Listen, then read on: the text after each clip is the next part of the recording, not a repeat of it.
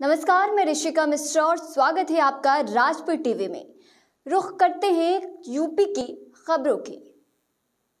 जालौन के उरई में सिरफिरे आशिक की करतूत सामने आई है, जहां कोचिंग जा रही एक छात्रा को सिरफिरे आशिक ने जबरन उठाकर कार में बिठा लिया, जिसके बाद आरोपी ने छात्रा के साथ मारपीट करते हुए जबरन शादी करने का दबाव बनाया। छात्रा ने जब शोर मचाया तो फिर सिरफिरे आशिक छात्रा को सड़क पर फेंककर वहां से भाग गया।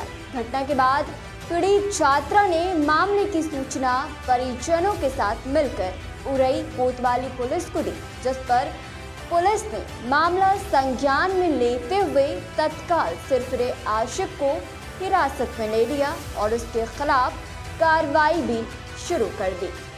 सर, मेरा नाम मुस्कान है। मैं सुबह पढ़ने के लिए कोचिंग जा रही थी। मेरे दादा ने मुझे छोड़ा और वहाँ पर ये शाहरुख लड़का आके जबरदस्ती मेरा हाथ पकड़ा और गाड़ी में लेके गया और मुझे मारपीट करने लगा। फिर इसके घर से जब फ़ोन आने लगा, इसने मुझे करसान रोड पर धक्का मार के नीचे गिरा दिया और मारते हुए कह रहा जान से मार देंगे तुम्हारे घर वालों को, तुमको, और मुझे मार के चला गया छोड़ के। देखिए, थाना उरई कोतवाली क्षेत्र में जो आप बता रहे हैं प्रकरण और संज्ञान में आया है। पुलिस के द्वारा इसमें कार्रवाई करते हुए जो है तहरीर प्राप्त की गई है और मुकदमा लिखा जा रहा है और अग्रिम विधिक कार्रवाई की जा रही है। यूपी विधानसभा चुनाव को लेकर प्रशासन सतर्क है और चुनाव आयोग की तरफ से भी मुस्तैदी बढ़ा दी गई है। चुनाव में कुछ गड़बड़ी ना हो, इसके लिए चुनाव आयोग हर जिले में पैनी नजर बनाए हुए है। वहीं गौतम बुद्ध नगर के अपर जिला अधिकारी हरेंद्र सिंह ने बताया कि ताज हाईवे गोल चक्कर के पास चुनाव आयोग की टीम ने गाजियाबाद के रहने वाले अमनदीप सिंह की कार से 2.5 लाख रुपए बरामद किए हैं। वहीं अब गौतम बुद्ध नगर में प्रवेश करने वाले एक वाहन की गहनता से जांच की जा रही है। किसी भी प्रकार के वाहन पर पॉलिटिकल पार्टियों के निशान भी ना हो, उसको लेकर पुलिस सतर्क है। जी हाँ, कल शाम को लगभग 7:15 बजे एक मर्सिडीज गाड़ी थी, उसमें 2.5 लाख रुपए हमने कैश पकड़ा है। काशी में पूर्व विधायक अजय राय को उनकी जान का खतरा बताकर पुलिस ने एक दिन के लिए उनको घरों में रोक लिया है, जिसके बाद पूर्व विधायक अजय राय ने पत्रकारों से बातचीत करते हुए कहा कि जिस तरीके से मैं मुकदमे का मुख्य गवाह हूं और मैं सालों से अपनी सुरक्षा की मांग कर रहा हूं, लेकिन मुझे सुरक्षा अभी तक नहीं मिली है। अब जब बीजेपी को हार का डर लग रहा है तो हम लोगों को परेशान कर रही है। उन्होंने एक बार फिर से कहा कि मेरी सुरक्षा बढ़ाई जाए, नहीं तो मेरी जान को खतरा है। अभी चेतगंज इंस्पेक्टर आए थे, इन्होंने कहा कि उनके पास कोई सूचना आई है, इनपुट आया है कि आज मुझे एक दिन के लिए खतरा है, सिर्फ एक दिन के लिए खतरा है, जो कि लगातार मैं मांग कर रहा हूँ, सालों से मांग कर रहा हूँ कि मेरे जो मुकदमे चल रहे हैं उसमें तत्काल मुझे सुरक्षा दी जाए। पहले मेरे साथ सुरक्षा थी, जब से योगी सरकार आई, योगी सरकार ने वो सुरक्षा विड्रा कर लिया। यहाँ तक एक गनर था, उसे भी बीच में विड्रा कर लिया। एक गनर मेरे पास अभी चल रहा है, जो 10% के अंशदान पर पूर्व विधायक के नाते मेरे पास लगा हुआ है। वो किसी भी पूर्व विधायक को 10% अगर वो अंशदान देता है तो मिलता है। कोई विशेष सुरक्षा के साथ मेरे साथ नहीं लगाया गया है। हम सुरक्षा की मांग कर रहे हैं, सुरक्षा नहीं दी जा रही है। ये केवल सरकार के दबाव में प्रताड़ित किया जा रहा है और कांग्रेस पार्टी के हम लोग प्रत्याशी हैं, इस नाते प्रताड़ित किया जा रहा है कि कैसे भी आगे बढ़ने से रोका जाए, प्रताड़ित किया जाए। इसमें पूरी तरीके से प्रदेश और देश की सरकार लगकर मेरे खिलाफ इस तरीके की कार्रवाई करा रही है। यूपी के कौशाम्बी में समाजवादी पार्टी की ओर से टिकट नहीं मिलने को लेकर लोगों में नाराजगी देखने को मिली। लोगों की नाराजगी इस कदर बढ़ गई कि लोग इसको लेकर अब सड़क पर भी उतरने लगे हैं। दरअसल नाराज पार्टी के कार्यकर्ता और उनके समर्थकों ने उम्मीदवार पूजा पाल का विरोध कर पुतला फूंका है। सपाइयों के गुस्से और प्रदर्शन को देखते हुए क्षेत्र में पुलिस और प्रशासनिक अधिकारी मुस्तैद दिखाई पड़ रहे हैं। पुलिस मुस्तैदी के चलते प्रत्याशी का विरोध कर रहे सपाइयों ने गांव के छिपकर पुतला दहन किया है। इस दौरान प्रदर्शनकारियों ने सपा मुखिया से उम्मीदवार बदलने की भी मांग की है। पूजापाल जी का पुतला फूका, हम राष्ट्रीय अध्यक्ष जी के जो टिकट वितरण है उनसे उसपे हम विरोध में हैं, क्योंकि जो हमारे बीच में 15 से 20 साल में चायल के प्रत्याशी के रूप में जो हमारे घर के हर कार्यक्रम में हमारे क्षेत्र के हर चीज में आ रहे हैं, हमारे बीच के हैं, उनका न टिकट देके बाहरी को दे दिया और वो भी हमारे क्षेत्र में आज तक एक दिन भी नहीं आई। और हमारे बीच के जो लोग, जो हमारे बीच के नेता हैं, वो हमारे घर पिछले 15 से 20 साल से आ रहे हैं।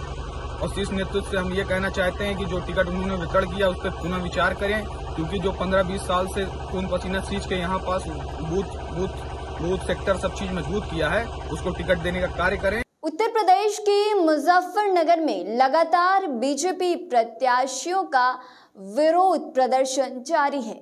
इसी कड़ी में बुढ़ाना विधानसभा सीट से बीजेपी प्रत्याशी के विरोध में वीडियो सोशल मीडिया पर अब जमकर वायरल हो रहा है। दरअसल बुढ़ाना विधानसभा सीट से बीजेपी प्रत्याशी उमेश मल्लिक का क्षेत्र में उस समय विरोध देखने को मिला जब वो गोयला गांव में अपने लव लश्कर के साथ जुलूस निकालते हुए प्रचार के लिए गए थे। बीजेपी के राष्ट्रीय अध्यक्ष जेपी नड्डा शाहजहांपुर पहुंचे, जहां उन्होंने मैग्नेट मंत्री सुरेश कुमार खन्ना के लिए डोर टू डोर जनसंपर्क कर वोट मांगे। गांधी भवन सभागार में सभी कार्यकर्ताओं के साथ उन्होंने मीटिंग भी की। खबर काशी से, जहां वाराणसी कमिश्नरेट पुलिस ने अवेशम इंफ्रा प्रोजेक्ट लिमिटेड नाम की फर्जी कंपनी बनाकर गरीब जनता से 5 सालों में पैसों को दोगुना करने की लालच देकर कलेक्टिव स्कीम के तहत कंपनी में ही पैसा जमा करने के लिए कहा था, जिसके बाद कंपनी में ही फर्जी ब्रांड तैयार कर बैंकों की तरह दिखाता था और इसी तरह जनता से अब तक करीब 100 करोड़ रुपए जमा करा लिए हैं और जमा करा हुए जनता के पैसों को बैंकों से निकालकर कंपनी बंद कर फरार हो गए हैं। टोटल 12 मुकदमे पंजीकृत हैं। ये 2020 से बेसिकली पुलिस की नॉलेज में आए थे कि छोटे ऐसे फ्रॉड हो रहे हैं, लोगों से जो पैसे लिए जा रहे थे। लगभग 12 मुकदमे हमारे यहाँ पे लिखे गए हैं। उस 12 मुकदमों में 18 अभियुक्त हैं। हापुड़ की गढ़ मुक्तेश्वर विधानसभा क्षेत्र के भदस्याना गांव में सीएम योगी आदित्यनाथ ने दौरा किया, जहां सीएम ने गढ़ मुक्तेश्वर विधानसभा प्रत्याशी हरेंद्र सिंह तेवतिया के समर्थन में जनसभा को संबोधित किया। इस समारोह के दौरान मंच पर विधायक कमल मल्लिक और अमरोहा सांसद कंवर सिंह तोमर समेत कई नेता मौजूद रहे। गाजियाबाद पुलिस को बड़ी कामयाबी हाथ लगी है। गाजियाबाद पुलिस ने फर्जी आधार कार्ड बनाने वाले 8 अभियुक्तों को गिरफ्तार कर लिया है, जिसमें 6 पुरुष और 2 महिलाएं शामिल है। दरअसल इन गिरफ्तार हुए अभियुक्तों के निशाने पर भारत में रहने वाले नेपाली और बांग्लादेशी लोग हुआ करते थे। नगर कोतवाली में आज 8 अभियुक्त पकड़े गए हैं जो फर्जी आधार कार्ड बनाते थे। पूरा मामला क्या है जानते हैं क्षेत्राधिकारी नगर प्रथम से। सर, आपका बहुत बहुत स्वागत है राजपथ टीवी में। धन्यवाद। जैसा कि आपको बताया गया कि कल 27 जनवरी को गाजियाबाद पुलिस कोतवाली पुलिस को सूचना मिली कि एक अमुक बिल्डिंग में एक स्थान पे भारी मात्रा में लोग इकट्ठा हैं। उन्होंने ऑफिस खोला हुआ है और वो फर्जी आधार कार्ड, फर्जी पैन कार्ड और फर्जी ई श्रम कार्ड बनाते हैं। मौके पे जब पुलिस पहुंची दबिश की तो वहाँ पे दबिश के दौरान इनको हिरासत में लिया गया। हिरासत में लेने के साथ साथ भारी मात्रा में वहाँ से हमें बने बनाए आधार कार्ड और ई श्रम कार्ड और पैन कार्ड बरामद हुए। उसके साथ साथ भारी मात्रा में लैपटॉप्स, विभिन्न स्कैनर्स जिसमें आई स्कैनर, थंब स्कैनर और रेटिना स्कैनर और विभिन्न मशीनें प्राप्त हुई, जिससे कि ये लोग इस फर्जीवाड़ा को अंजाम दे रहे थे। सर, किस तरह से इस गैंग का खुलासा हुआ, कैसे पकड़े गए ये लोग? ये जानना चाहते हैं कि इन पे जो सिम जो था ये किस एड्रेस पे लिया करते थे, कैसे ट्रैक हुए हैं? देखिए, जैसा कि मैं बताऊं कि इन लोगों का खुद का जो है ये एक आसाम की कंपनी, आसूजा कंपनी से ये जो है जो ये सुपरवाइज़र या ऑपरेटर बन रहे थे, जो कि आधार कार्ड बनाने में जिसका जो काम आता है, आपको एक एग्ज़ाम पास करना होता है जिसके बाद आप ऑपरेटर या सुपरवाइज़र बनते हैं। वो सारा चीज़ें, इनका खुद का आधार कार्ड और वो चीज़ ये आसाम से कनेक्टेड थे। ये आसाम में होते हुए न होते हुए भी आसाम से कनेक्टिविटी दिखाते हुए जो चीज़ इनको आसाम में करनी चाहिए थी वो चीज़ ये गाज़ियाबाद में बैठ के कर रहे थे। इनकी कंपनी थी फ्रंटिक सॉल्यूशंस लिमिटेड, जिससे कि ये जो है इनकी कंपनी नोएडा में रजिस्टर्ड थी, लेकिन ये काम गाज़ियाबाद में कर रहे थे।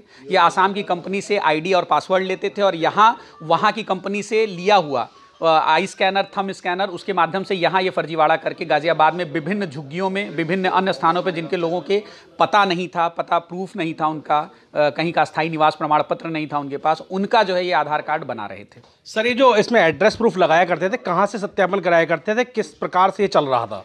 8 प्रकार की मुहरें बरामद हुई हैं, जिसमें प्रधानाचार्य की मुहर है, पार्षद की मुहर है, जिसको कि ये खुद से सत्यापित करके और उसी आधार पे ये फर्जीवाड़ा को अंजाम दे रहे थे। कितने लोग अभी फरार चल रहे हैं जो अभी इसमें अभियुक्त बनाएंगे जाएंगे केस? जी, काफ़ी वांछित हैं इसमें, और ये वांछितों का नाम अभी थोड़ा डिस्क्लोज करना क्योंकि वो हमारे जांच का विषय है, और उसमें ये काफ़ी बड़ा मामला है, काफ़ी बड़ा जो है ये है। लगभग ये 30,000 आधार कार्ड अब तक इन्होंने अपने मुंह से स्वीकारा है। ये 30,000 फर्जी आधार कार्ड अब तक बना चुके हैं। क्या चार्ज लिया करते थे सर ये एक आधार कार्ड का बनाने? एक फर्जी आधार कार्ड का इनके माध्यम से ये बता रहे हैं कि 5,000 रुपया ये चार्ज करते थे बनाने का।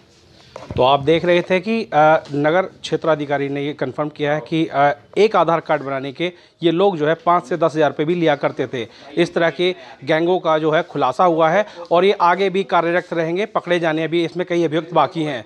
बने रहिए राजपथ टीवी के साथ। सबसे पहले भारत, मैं इंद्रेश कुमार शर्मा, गाजियाबाद। ऐसे ही तमाम खबरों के लिए देखते रहिए राजपथ टीवी, सबसे पहले भारत।